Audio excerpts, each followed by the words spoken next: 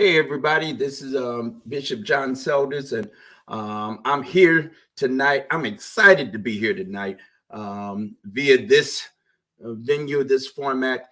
I thanks the Lord we got these internets because we can come on here and say what we need to say, do what we need to do, and then get on about the rest of our time and our day, right? I appreciate very much you joining me, you thinking that anything we have to present and say has something that is important and maybe relevant to your life, your work, your witness in the world. You all, let me just say a great big thank you to all of our supporters of More Monday CT, Black women, and all of the groups and partners that we have that help us do what we do. We appreciate you, and it buoyances us in times when it's tough to get done what we need to get done. You know, when you're operating with spit and scotch tape, it's only so much you can do. But I thanks the Lord for the witness that the Lord will make a way somehow. I look like I feel like I'm preaching. I already feel like I want to go to church and preach, but we didn't come to talk directly churchy tonight. We want to talk about what I'm calling the lay of the land, the broader political landscape. And I have some friends of mine who I'm excited to have join me. Let me first bring into the room my brother indeed. You all who know us, you know him. This is the Reverend Cedric Harmon. He is the executive director right now of Many Voices, and he is comes to us with a whole lot of time in spit doing political work and organizing work across this country in a faithful way. And he is now in wherever you are in the world and doing what it is that you do. And I appreciate you joining us tonight. This is the Reverend Cedric Harmon again. And then let me I'm gonna tell a little story and telling, and I'm gonna embarrass her a little bit, maybe a little bit. I'm sorry, Heidi, for this. For a very long time in Washington D.C., I paid attention to several people. Cedric was one of them, and he knows that I'll be able to pick up the phone call if I wanted to know what in the world was going on down in D.C. What is called within the Beltway, right? I would call him. But another person I would just pay attention to, listen to whatever they put out, listen to whatever they were talking about, is this young woman who I'm very proud to call friend and colleague and fellow co-laborer in the vineyard, in the work. This is Sister Heidi Williamson. Heidi is now doing some other things, but when I ran into her and met her, you were working for the Center for American Progress. You were the senior political analyst. Now, you know, there's the junior, but then, you know, the senior political. So that you actually, you know, when somebody says you're the senior something or another, that means you might know something about what it is that you're talking about. So, friends, this is Sister Heidi Williamson. I'm glad she was able to join us, and she's going to be able to be on here for a little bit. Say hello, and let's chop it up a little bit. Okay. Hi everyone. Hello. Pleasure to be here. And when the bishop calls, I come. So Lord have mercy. Lord have mercy. Yeah. Well, when she called, I go too. So they just go both ways. She called me. I'm like, yes, ma'am. I'm coming. I'll do whatever you need. The reason I felt like it's an opportune time in this moment for us. There are obviously, if you've not been on Mars in the United States of America, we got an election coming up in a few weeks. All right. And as typical, our vote, meaning the vote that are going to that occurs in urban centers with Black and brown folk and other persons of color, is going to be extremely important, right? You know, if we show up to the polls, in great numbers, then I think we're gonna get the right kind of representation. That's my opinion. That's my opinion. What I do know is if we don't vote at all, they will do what they want. Mhm. So that's my opinion again, and I own what I just said. However, I do know, or at least I'd like to think that our vote is important to a number of other constituencies and folk. And so let's talk about that. Let's talk about some of these races and some of the important. There's some ballot initiatives. We have one here in Connecticut that I certainly want to raise up for a few minutes. But let's talk about it a little bit. And Heidi, why don't we throw it to you firstly? And what's on your mind? What's important to you? And why should it be? Why should it be that our vote counts and is important? So your vote counts, otherwise there would not be consistent, targeted, and intense scrutiny and effort to deny you that right. And I think um, it may not feel as simple as it was when the question was called to the forefront, when John Lewis was marching. It may be much more complex. What you're voting for may be much more a candidate who you're looking for more nuance. But the reality is, our vote matters. Otherwise, there would not be this concerted effort to take it away from us. And when I say us, everyone who is not a white man of means, there is a targeted effort to take your right to vote away from you. And I work with a lot of progressives who have taken hits this year, right? We've taken a lot of hits on a variety of things, from women's rights, reproductive health rights and justice, criminal justice, even things that we thought were settled law and that were no longer up for debate. We are still at a place where proving our humanity is much more um, essential and much more difficult than in some ways than it has been in the past.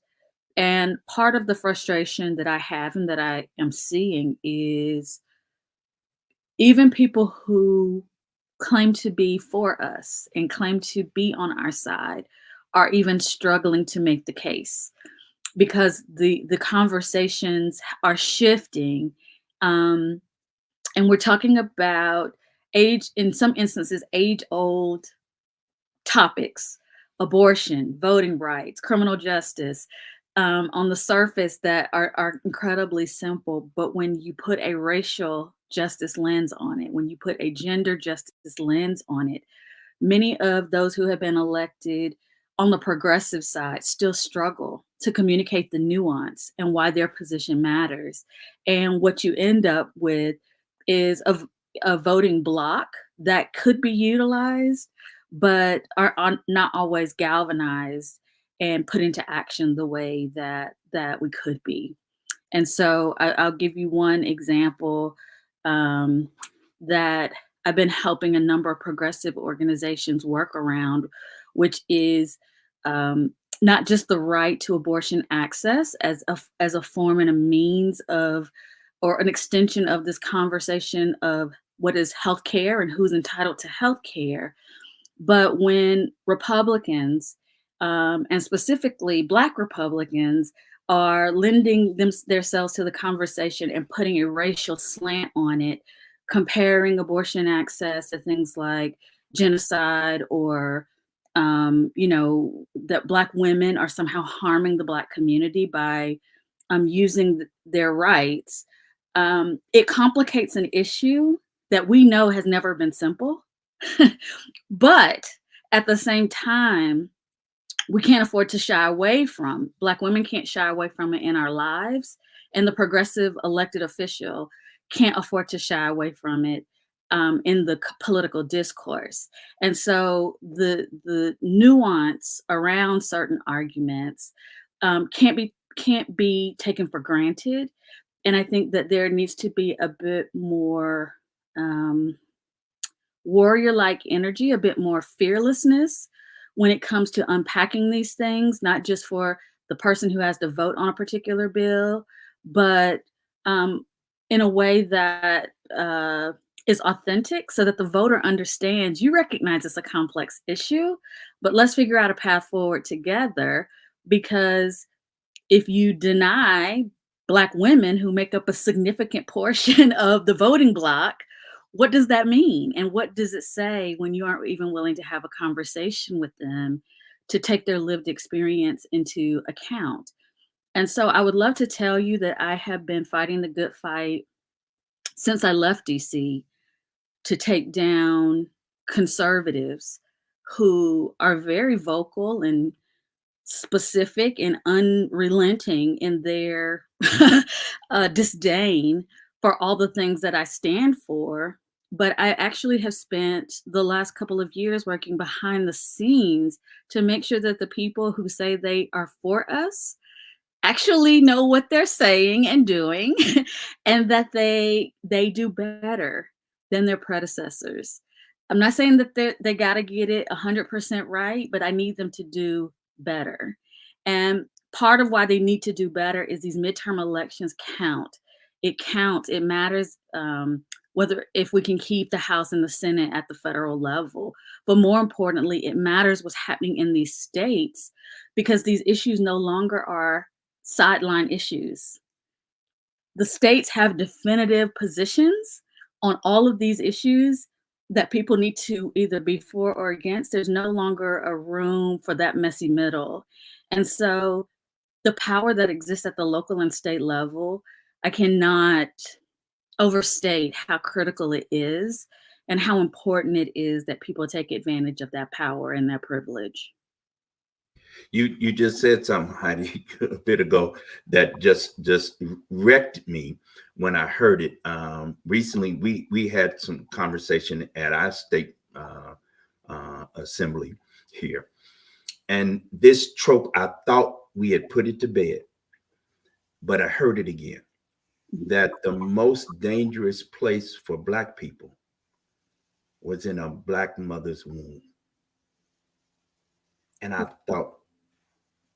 And I heard a Black person say it, repeat it. And so what does it mean to vilify Black women in more ways than one, right? Like when you start talking about it in the all the layers that that encompasses, it's not just the individual Black woman when you start talking about who Black women as a voting bloc, as an economic bloc, as a foundational component of Black communities, that's not something small. That's you know, it is something that keeps becoming a meme in part because I think that you have a number of people who, um, rather than truly be upfront about their anti-Black racism, would rather pick a person, pick a poster child, or pick someone to blame for the ills of society. And again, Black women have been this target for generations. That's what it looks like for my generation, pushing back on that narrative. But what does it mean to constantly assault the most consistent and dedicated voting bloc that we've ever had in history, politically as well as morally, when it comes to these kinds of conversations? And so it becomes really incumbent on all of us to ask voters to recognize this kind of baiting of them, but also recognize that there is going to have to be a little bit of mental dexterity in parsing out who is a wolf in sheep's clothing versus who really is making the argument that is centering your health, your life, your well-being, and that of your family and community. Cedric, you got something to say about this? So what I just heard once again raises the serious specter of cis heteropatriarchy. if in fact the vote or the franchise is once again being named as really belonging to landowning wealthy white men, the sexism inherent in that cannot be overlooked. Because it takes a certain kind of lens and perspective and worldview to think that a 80, 75, 65, 55-year-old white man who is a member of Congress has enough knowledge to tell women, and particularly women of color, what to do with their bodies. And we've seen this before in our history in this country and around the globe. So cis heteropatriarchy is very much relevant and resident in what's going on with this election. The other thing I'd like to say is that this election raises some serious challenges because it is a complex election cycle we're in. And the complexities are layered. They are layered on. And the messaging from those that seek to promote a conservative ideology, the messaging is varied. And that's by design, to muddy the waters and to confuse, to make the complexity another hindrance to figuring out how I should vote, who I should vote for, and why even bother voting. And then you layer on top of that the lie, the misinformation, and the disinformation that all elections now are rigged and we cannot trust the outcome. And then the other layer on top of that is we're going to make sure that it's difficult to figure out the outcome because we're going to tell you before the election that it's rigged. Then we're going to put in place people who will rig it, but they will rig it on our side to prove that it's rigged. But the good thing about my tradition and my heritage is that we, as people kissed by God's great Son, are used to complexity.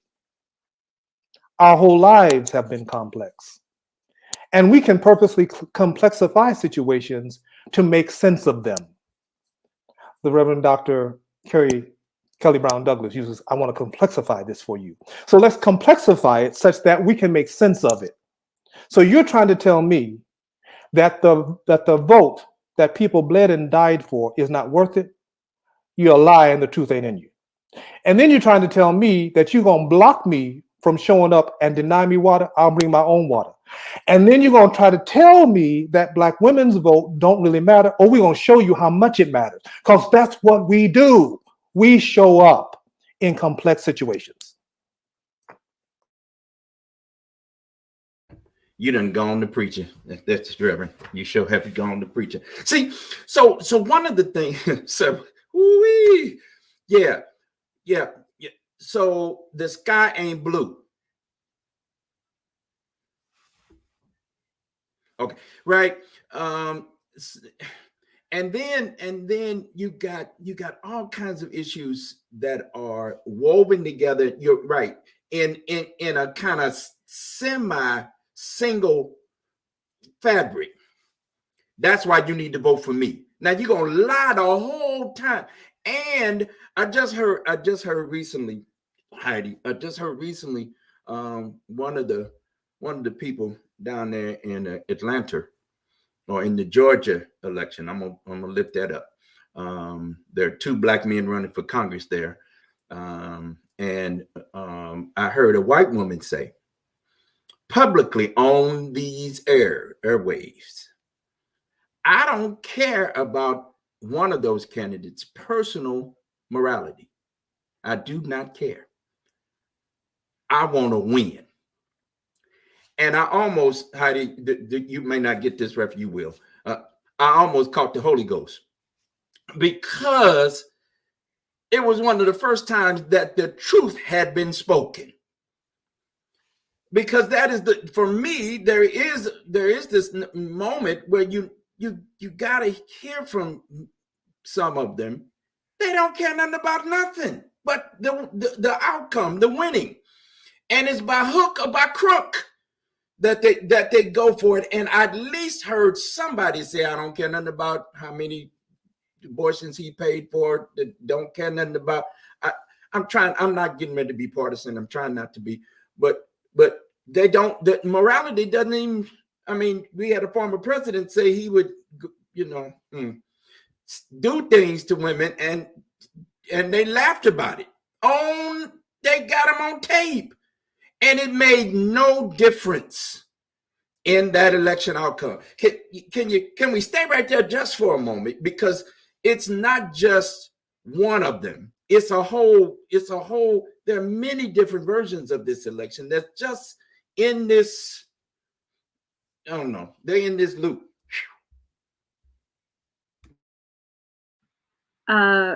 Well, I think, the reality is power is addictive. And power often shifts depending on who has the power and who wants the power. And so when we talk about, for example, why white women would elect white men who would take away the one issue they care about, such as the right to abortion, when it comes down to which power dynamic are they willing to invest in, which one do they feel will carry them the furthest, will get them more of what they want, they would rather hitch their wagon to patriarchy and white supremacy before they would gender justice and this sort of model around equity to ensure that other people who might not look like them or, worship like them or live like them. And I think that is often what we lose sight of, is that everything is when you're talking about politics, everything is about power. And I always lean on my indigenous friends who have one of the wisest sayings I've ever heard is the left wing and the right wing are still part of the same bird. And when you recognize that, you can, to some extent, listen to that, not be as offended, because it's personal to us, right? Not be offended, but ask the question, what does it look like for us to craft strategy that is rooted in collective power? Now, it looks different, I think, for communities of color, impoverished communities that may not have a traditional sense of power like the right to vote, but they got the right to be taxed. We'll talk about that another time. But the way that white supremacy and patriarchy is interwoven with this evangelical slant, it makes people, even if they don't agree, it makes people question their reality. It's almost like another way of gaslighting you. If you feel like, well, wait a minute, I read the Bible, I go to church, I believe that Jesus is the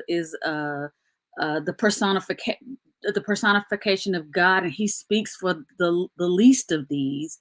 Why is it that certain parties act as if they have the monopoly on religion and faith, and then when they do something in the face directly that's a contradiction to everything that they have said, their supporters say nothing?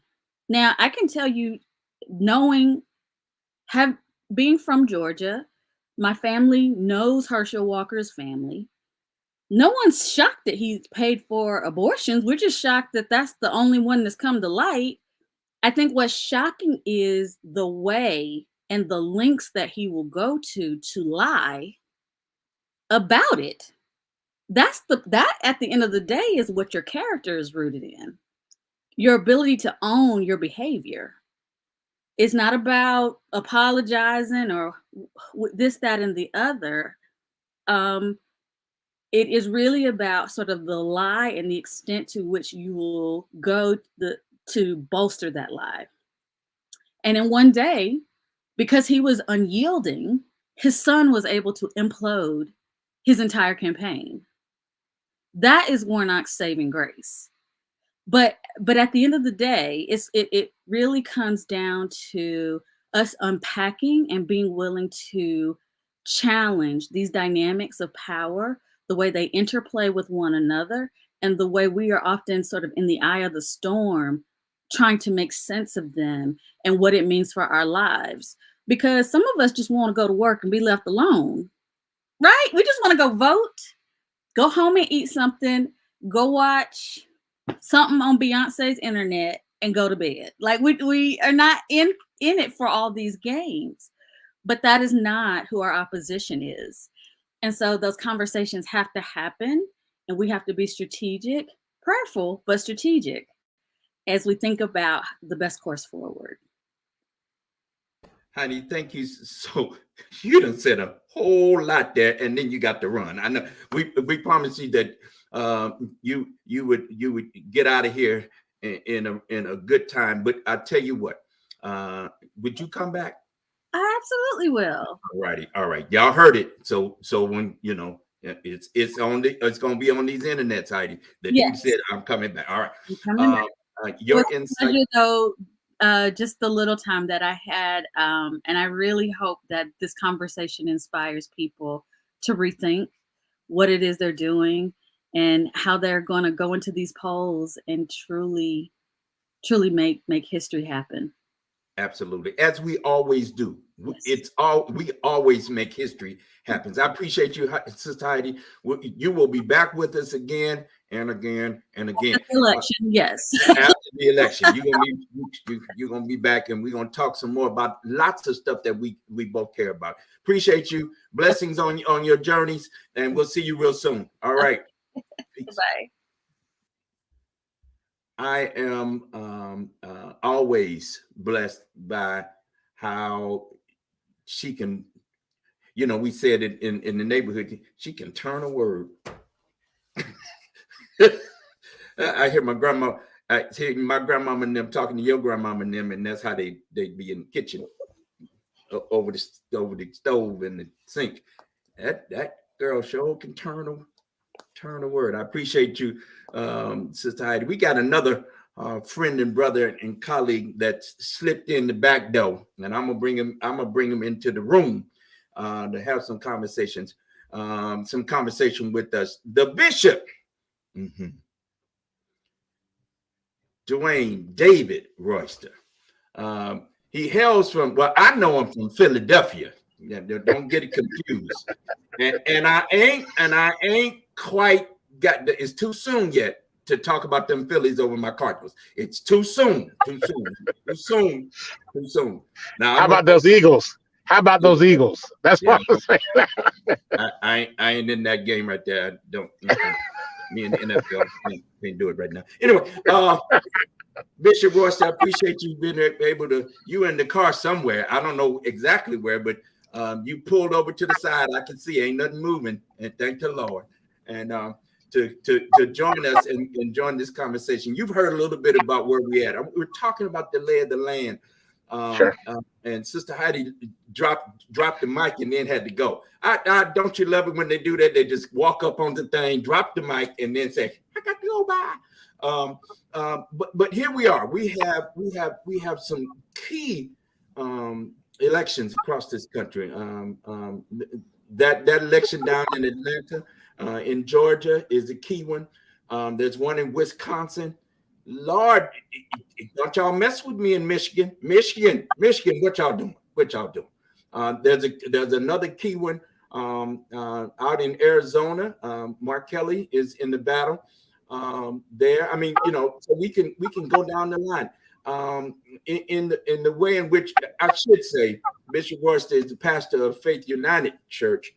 It's in United Churches of Christ. That's what Black people would put some S's on this stuff. The United Church of Christ in Washington, D.C. He's the founding, organizing minister and pastor of Living Waters in Philadelphia, and does some political work around the way. And are you still working for Power? You still the ED? Yeah. So first of all, thank you, Bishop Selders, for having me on. And Reverend Harmon, it's good to see you again. I actually was the founding executive director of Power Interfaith. Went to Washington, D.C., became the political director for Faith in Action, which was the nation's largest faith-based organizing movement.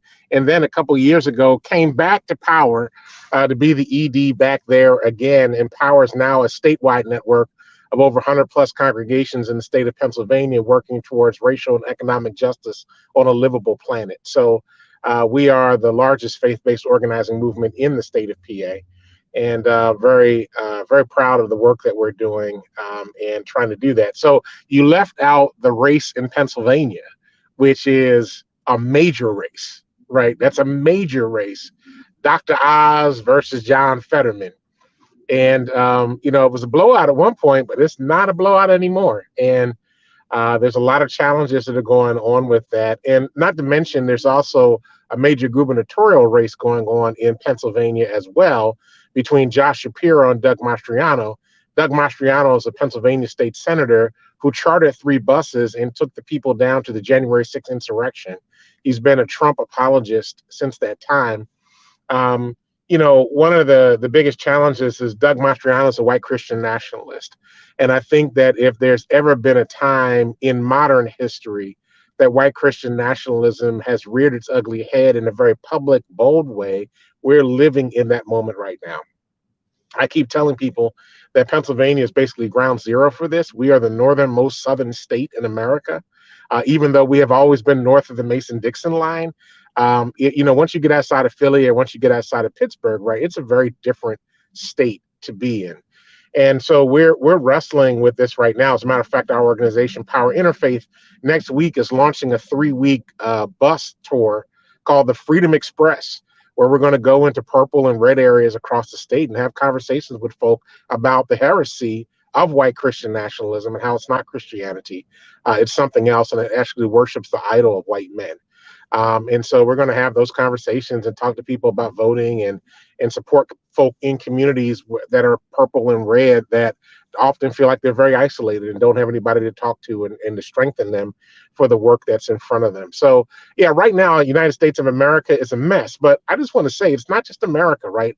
There's this notion of authoritarianism, of, I don't even know it's white Christian nationalism, it's white supremacy, it's manifesting itself. It's certainly a very oppressive moment in human history where we're seeing this in countries around. Brazil's recent election for president that they just had. We just watched what happened over in Italy, with their new, president. I mean, there's this thing that's almost in the air of hate that is reemerging in a very powerful way that we probably haven't seen as public, at least worldwide, since World War II.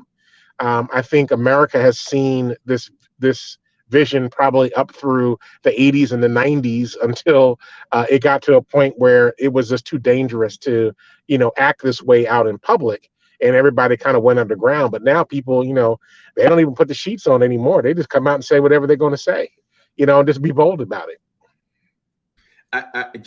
You're saying you calling it, bro, in some several ways. I left the Pennsylvania conversations for you to raise. Let me just say that right there, as I knew you would.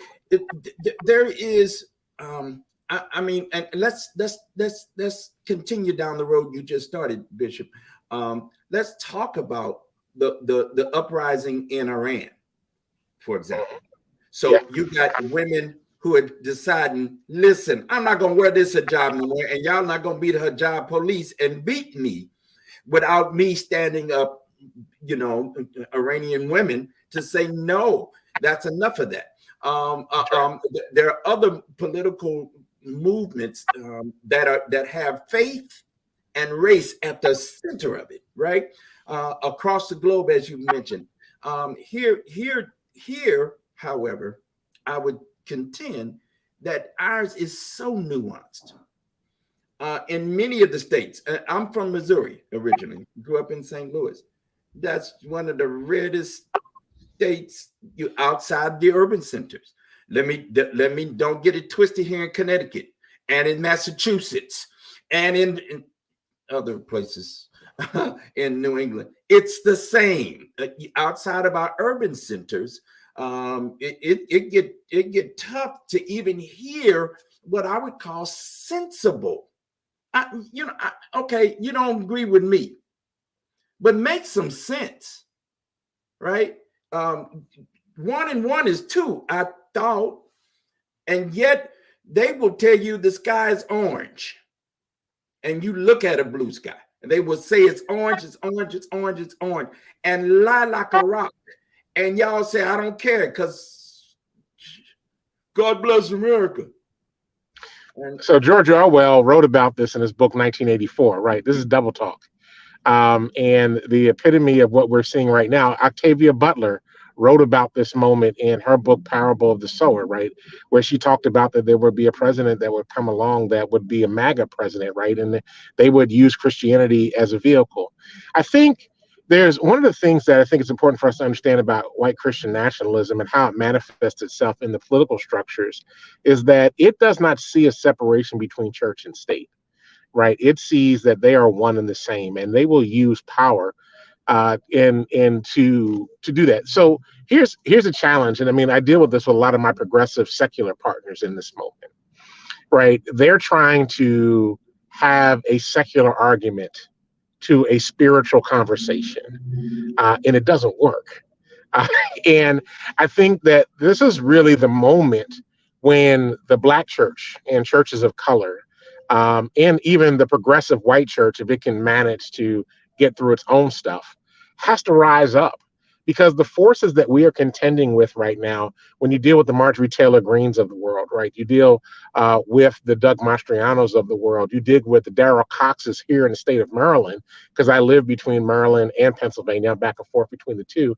Darrell Cox, who is another Trump apologist, who's the gubernatorial candidate for governor in the state of Maryland. When you're dealing with these folk, right, you can't come at them with a secular argument, because if you don't root your conversation in a moral and biblical framework, they will dismiss it every time, and they will use their biblical dog whistles to speak to their folk. You've got to be able to encounter them, head to head, and be able to offer a different understanding to people about faith, about understanding what this moment is, about what it means to operate as a person of faith and a political being, because all of us are political beings. And so what does that mean to be in this moment? And unfortunately, in particular for those in the progressive church or in the moderate church, we have seceded this lane to the fundamentalists, to the right-wing evangelicals, to the white Christian nationalists. And we have not really brought our best theological thinking to the table. We have not acted theologically. And we'd be honest with you, too, in many ways, most of our colleagues who should be in this fight are scared because they're afraid they'll lose their pulpits. Reverend Harmon, I believe we had this conversation or conversations like this 35 years ago. Yes. Mm-hmm. Mm-hmm. Where we were, where it was clear that those of us of sound mind, God has not given us the spirit of fear. I'm quoting King James now. Y'all done got me. My preaching didn't come in and kicked in. But God has not given us the spirit of fear, well, of power and love and of a sound mind, right? And yet we succeeded the lane, as Bishop Royster named, we succeeded it for a kind of Pollyanny. I don't know what that was we was talking about. And to wit, it landed us in a place of nowhere and spinning on our heels, trying to find what we already knew was true. Speak the truth. Be not deceived. God is not mocked whatsoever. There's some scripture that I can call, and it worked. It worked for them. How come it can't work for us? Reverend Harmon, jump in here, man. So, quite honestly, Bishop Royster has laid it out for us. And so the questions that we, as people of faith, need to ask is, what are our moral and ethical underpinnings? And can we speak with authority from those moral and ethical underpinnings in this moment? I think we can. Now, the question is, will we? Will we give voice to say that a lie is a lie and the truth is the truth? And in this moment, when you take a certain position, no matter what your intent, the impact is harm, death, dealing, destruction. So I know as a moral and ethical person, you would not seek to be a death-dealing individual, because this is the impact of your position. And I'm going to hold you accountable to the impact of your position. Now, you can claim that your intent is to love. You can claim it all day long. But I see the fruit that your tree is bearing, and that is death dealing. And I'm going to call you on that in love and say death dealing is not consistent with the message of Jesus Christ.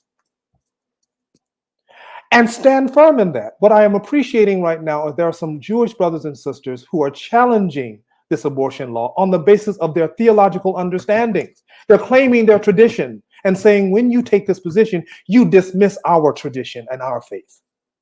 We must be bold enough to stand in the public square and declare a moral and ethical underpinning and not back off of it.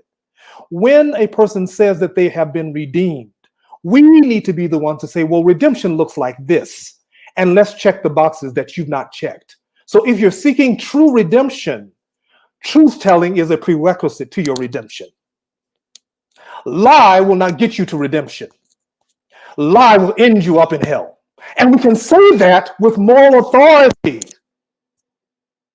and not allow them to take the land or for us to cede the land of faith to them, because they're speaking religious language. When someone says that they're speaking for God, what God are you speaking for? Because the God that I know would not stand for this. And be willing to say that in that language, to utilize the language of our faith to combat the misinformation, the disinformation, and the deception. The deception. Because in order to achieve power and money, those on the conservative side, they call themselves conservative. I don't think they're conservative, but they're calling themselves conservative, will use any method to deceive and misinform and to present alternative facts. They named it. We're presenting alternative facts. Well, an alternative fact is a lie, because either a fact is a fact or it's not true. Facts. Let me just jump in and say they're not conservatives. They're idolaters. They're idolaters, and they have two idols. The first is money. Well, maybe there's three. The first is money, and then Sister Williamson said earlier, the second is power, but the third one's the white man. And you know, Dr. John Powell, the Center for Inclusive Society out of UC Berkeley, talks about belonging and breaking, right? And that there's a series of folk that are working on breaking, and they're doing everything that they can. And that's what's happening in this moment. They're trying to break majority of white folk away from the rest of society. And they're doing so using the hierarchy of human value, which basically at the top of that food chain in this country are white men. Now, I'm not saying all white men play into this. Let me just be clear about that, because somebody's going to be out there like, oh, these folk. No. There's a specific group of people that I am talking about that worship at the altar of white manhood. And this idea is reinforced in their congregation Sunday after Sunday. It's reinforced in the iconographic images that they see of white men over and over again, of the image of God being a white man. And as a result of that, when they see themselves in the mirror, they see the image of God, and that is who they worship.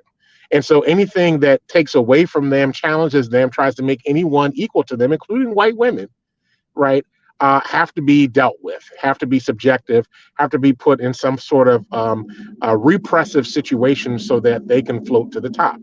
And when you really take a look at the political language that they're using in this moment, it's all really about white men. Over the course of this weekend, some of these Trump candidates, Senate candidates across the country, were just very clear that, you know, their thing is about, there was one candidate up in New Hampshire, a New Hampshire state Senate candidate, who basically said to women in his state, it's a good thing that the gentlemen of the state of New Hampshire are making decisions about your bodies for you, so you don't have to worry about it. That's in New Hampshire. That's right next to y'all, right up there in Connecticut. But that was what was said in New Hampshire over this weekend. This is an older white guy. I mean, basically, they're basically saying to women, you're not smart enough to handle this. We'll handle this for you, right? We're going to solve the crime problem for you Negroes. And that's not what they're saying behind closed doors, right? We're going to solve this problem for you because we know what you need. That's what Dr. Oz is trying to say down in Pennsylvania. We know what you all need. We know how to fix this for you. We know how to handle this. We're going to take care of all this stuff. And this is part of the problem. So it's not that they're conservative, they're idolaters, and they worship themselves, they worship white men, they worship their money, and they worship power. I did an interview with Catherine Stewart, who recently, about a year ago, dropped a book called The Power Worshippers, where she outlined, she's an investigative journalist who embedded herself in the white nationalist, religious white Christian white nationalist scenarios and scenes. If I call names, y'all would know who these people are, televangelists and such. And she lays out in her book, Power Worshippers, just the sacrifice of truth, justice, honesty, fairness, equality, inclusivity. They cast all of that aside. Conservative, their administration spend more money than the left has in some of these instances and cases, especially stateside. In these states, they spend a lot of money and then don't fix the water in Mississippi. Jackson still ain't got clean water. Oh, by the way, Flint don't either. Mm-hmm. And what we don't talk about, or what we're not talking about in a national way, those are the cities that are that get called.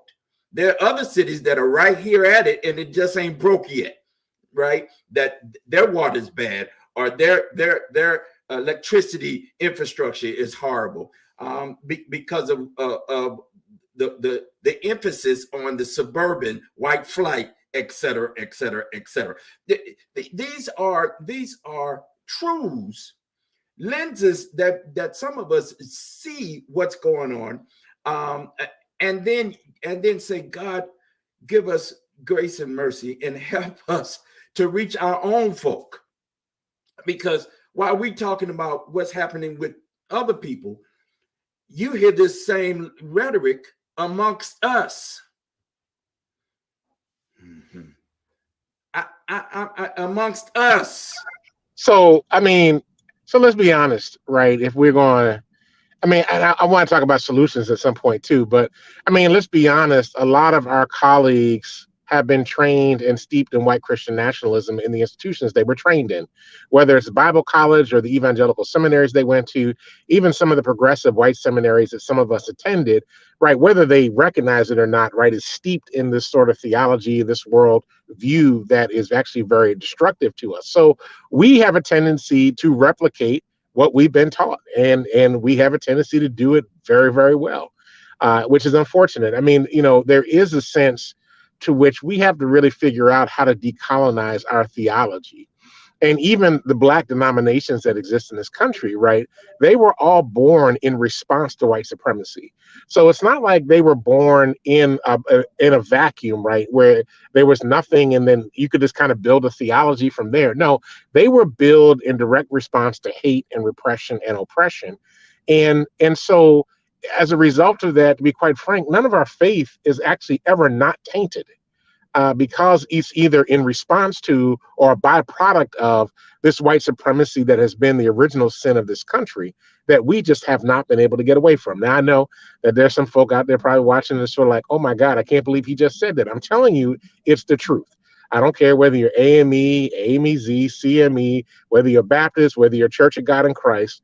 All those denominations were birthed out of the crucible of white supremacy and white hatred and white Christian nationalism. They were birthed out of response to, even when I think about AME Church, Old St. George's in Philadelphia, they stormed out of Old St. George's because they refused to give them communion.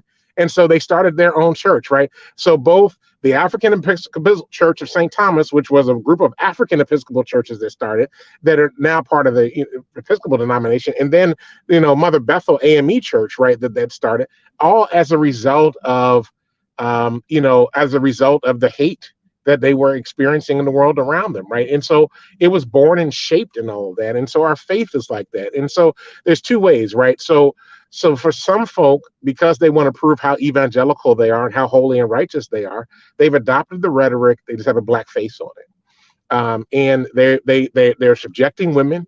They're not open to all of God's children, including queer siblings. They are, repressive in every way possible, and they continue to carry this out on a daily basis. And they whether we like it or not, they're actually kind of okay with some of the stuff that's coming out of these people's mouths because that's what they believe too. It's actually very dangerous. It's a dangerous moment that we're living in. When you come back to me, I want to talk about some solutions, though. Go ahead, Reverend Harmon. Go and jump on in there. So absolutely. I mean, which is why there's such an easy slippage. So white Christian nationalism has a tone and a ring to it that is familiar. And so people that look like all of us on this panel recognize something familiar.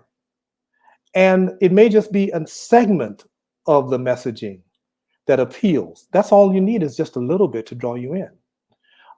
Which is why I talked about the redemption, the use of the term redemption, and the way in which religion is being used as a method to appeal to voters to prop up unethical, immoral behavior, which is lying. But I've been redeemed. So that redemption, we know redemption. We don't want to turn our back on the brother. We don't want to beat up the brother because he says he's been redeemed.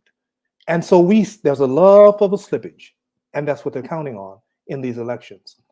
I would want to just bring us back to what we started the conversation around. So there's this really important election on November the 8th with multiple needs going on. So there's the vote for the member of Congress or the senator. There's the vote for your local governor. There's a vote for possibly your Secretary of State. There may be election officials on the ballot, and then there are referenda on the ballot. So it's a very complex set of things to vote on at the state and local level. And the intention is to dilute that vote, to discourage that vote, and then to challenge that vote after it's been cast. So we need to be clear that Election Day, November 8th, is one part of what will potentially be a long, drawn-out conclusion in various jurisdictions because these races have tightened.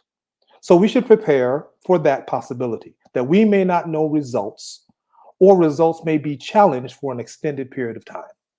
So we need to be ready for that. What do we do in the meantime? Well, what is it that we want? What kind of world or nation or state or community are we trying to create? And we need to be clear about this. What are our real needs? How will we hold the elected officials accountable once they are in office? And are we holding current elected officials accountable right now? There will be a session, a lame duck session. Are we making any demands going into that lame duck session? And what are we willing to do to secure results in that lame duck session? So there's an opportunity to not just vote, but there's an opportunity to shape policy, which is what we have not been so effective at doing up to this time. And we need to be even more effective going into this election season and then going into the next Congress. Because if we're not clear what we want and are not willing to be strategic in how we get there, we will be left wanting. I'm with you, Bishop and Reverend Harmon. Let's talk. We got a few more minutes and we're going to go over a little bit. This hour's going on. Y'all talking good, and preachers get together, boy, oof, we can show enough carry on and wax eloquently. You're right. We have here in Connecticut, as in many states, we have our what we call our constitutional offices that are being contested: governor, lieutenant governor, secretary of the state here in Connecticut, treasurer, comptroller, and then the balance of both the state senate and the state house.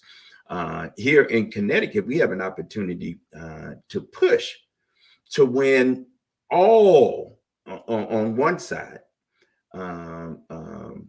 the seats, all right, and have super majorities in both the House and the Senate. And the question I ask is, what do we want? And let's dream big, because I'm not satisfied, with just what we got. We have an opportunity to forward something, as other settings have taken and restricted. They've taken away rights. I mean, the Supreme Court just took away you got a right, you ain't got a right no more, or you throw it all into chaos so that Texas and California have different ways of handling and dealing. You got people running from one state to the other. We got a bunch of chaos here. And in the chaos, we're not keeping the eye focused on the prize in my estimation. So let's talk about some of the things that we can do. For me, and Bishop, I'm gonna throw it to you and let you go.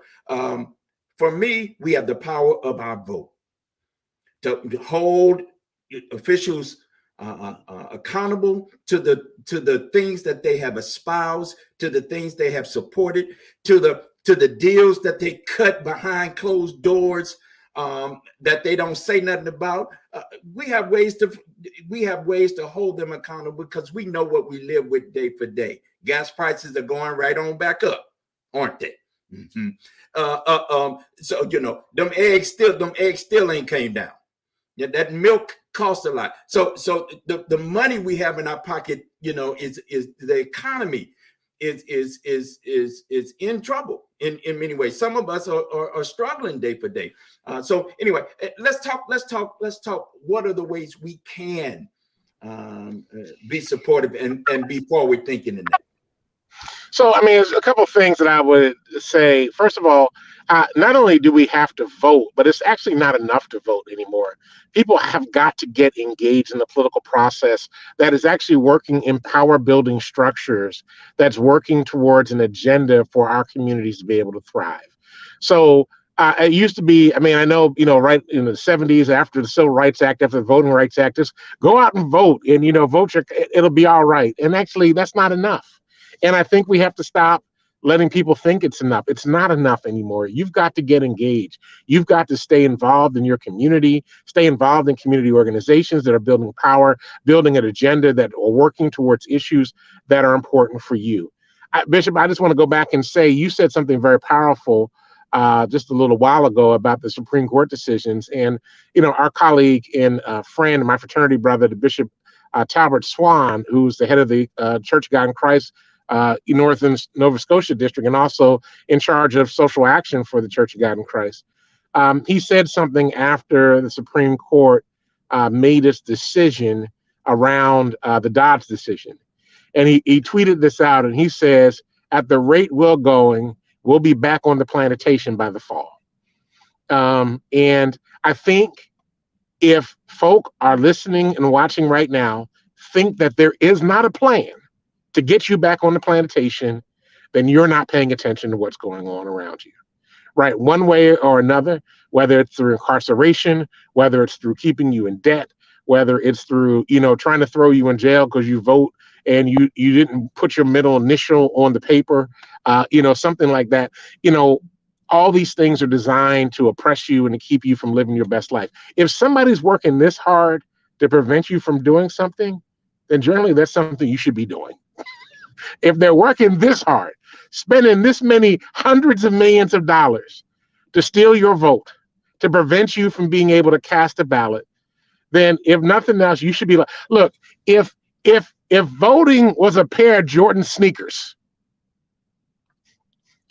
people will be fighting to get a pair to be able to get out and vote. And we need to be able to look at voting in the same way. Folk are trying to make it very exclusive for you to be able to vote. And if that be the case, then you need to go vote. And you need to make sure that you vote that's in the best interest of yourself and your community, that is going to help your community be able to thrive, so that we can deal with the violence that's happening, because we don't have a gun problem. We actually have a poverty problem. And the problem that exists in terms of the gun violence should have been dealt with 20 years ago. We wouldn't be dealing with it today. But COVID showed us that we were not dealing with it. And so we need to be able to work on that. We need to work on housing. We need to work on healthcare. We need to work on so many issues. And those issues are pertinent to you and your family. Join organizations like Moral Monday CT. Join organizations like Power in Pennsylvania or other faith-based organizing movements where you can actually get engaged and actually be a part of the solution. You have power to be able to create change. And like I try to say every single day, I wake up in the morning and I get out of bed and I look in the mirror and I say, God, how are we going to change the damn world today? And that's literally what we have to do. We've got to get out there and try to change the damn world, because if we don't, somebody else is going to try to do it for you, and it's not going to be to your benefit. Reverend Harmon, you got any final word for us? Thank you, Bishop. Bishop, I appreciate you so much. I just echo what Bishop just said, that there are those who are seeking to secure their power, but they must recognize, or they will be made to recognize if we choose to recognize that we have power. We, the people, still have power. Individually and collectively, oh my goodness, we have a huge amount of power. And what we need to also recognize is that the loud, nattering voices are a small segment of this great big nation. They do not represent the majority of this nation. So if you meet someone at the supermarket who is willing to engage in a conversation with you and try to understand why it is that you are so committed to stopping the steal of our democracy, of our freedom, of our liberty, of our rights, of our personhood, and they're willing to engage with you, have that doggone conversation, because that person can make a difference by encountering you. So it's being willing to speak your truth, being willing to share with your neighbor, and to find what is already there, common ground. There's more common ground among us if we seek it. If we just look for it, it's actually there. And that's what they want us not to do. If they can keep us divided, we will never exercise our power. But if we ever get together, if we ever unite, and if we ever fight for each other, we can change this world. We have the capacity to change this world, working together, because there are more of us than there are of those that are against us. Greater is he that is within us than the whole world against us. We have some strength and we have some power. Reverend, I thought you were tuning up there. I thought you were getting ready to go. Listen, B flat was almost in. We was almost in B flat. We sure were. Listen. A couple of things that you said, and we got to go. There's a gospel song that says, "When we all get together," right? We talk. It's a reference to heaven, right? What a time! What a time! What a time! If we could just see our own interest in the other. Mm-hmm. If we could see ourselves in the other, then we would find that which is of like and kind. You know, we got all kinds of differences, and we can go down the way on a difference. Can we get on the what's in common note? Mm-hmm. That's what community. The root word of community is common. Mm-hmm. Right? If we could then at that point find ways to work together, to visit together, to be together, I think you're talking about a change, and then participate in this experiment we call democracy, this version of a democratic democracy. And the Republican version, there is the political scientist in me want to pull that apart and tease and dig in, right? But ultimately, what I see is what happened in the early days of the Christian church, where it says they got together and they had all things in common. You're right. They shared together. They shared resources together. They worked together. They lived together. And it's in that point where diversity actually made a difference in a good way, where we could find out how to meet the need and the needs of others in ways that make sense, that are common sense, quite frankly, and that are conservative. They help us not spend so much money on the dumb stuff and really spend the money on the stuff that we need to spend money on. The infrastructure of this country is falling apart. Ooh, I almost said something there. It's falling apart.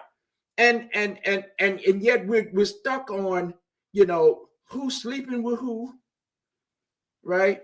We're stuck on what books we gonna ban, and have we already known the books y'all say are not good books that shouldn't be read? Those are the very ones we gonna read. I'm a preacher's kid, and I'm a grand preacher's kid. So you can say all you want to about what you weren't supposed to. The more you said that's not what you're supposed to do, that's the very thing I went and did. That's the very thing I went to find out why this is so. And should we not take a note from what we've already experienced in our own history? Let me finally say, here in Connecticut, we're one of 4 states in the United States that doesn't support absentee balloting. We don't have early voting in our, as a right. It's gifted us ever so often. And so COVID times, we did that thing, and then they would argue back and forth, and they have all kind of argument about, well, if you do that, we got to open up the state constitution and blah, blah, blah, blah. 4 states. Can I tell you the other 3? Alabama and Mississippi. You wouldn't be surprised necessarily. You would be with that New Hampshire. So Bishop Rocha, you brought in New Hampshire just a little while ago. It's clear to me that the stakes are really high, and we say that every election, right? This is a high one, right?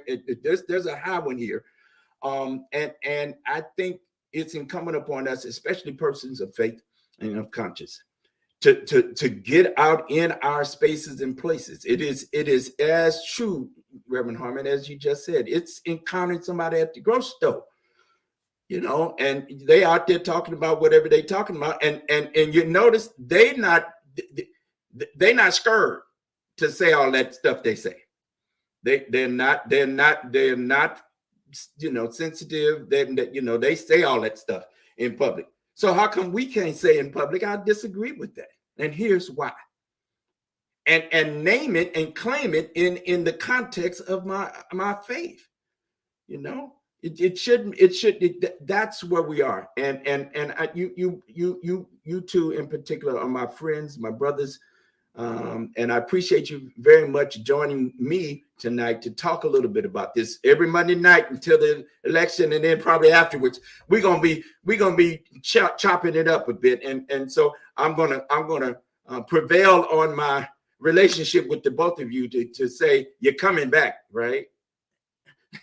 All right. We will have some more conversation and some more discussion, folks. We got to go. We done went a little too long, and y'all forgive me. This got good to me tonight.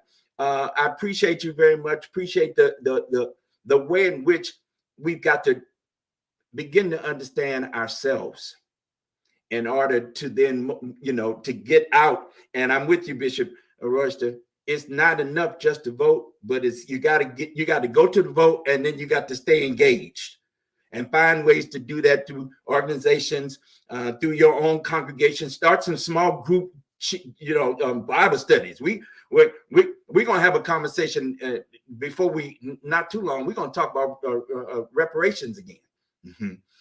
It ain't got past me that the Queen passed, and we need to talk about what it means that this white supremacy supported an institution called slavery that made some people a whole lot of money and took resources from a whole continent. All right, that they have it. There's a crown that has some jewels on it that need to go back to where they got them jewels. And I want to have that conversation, right?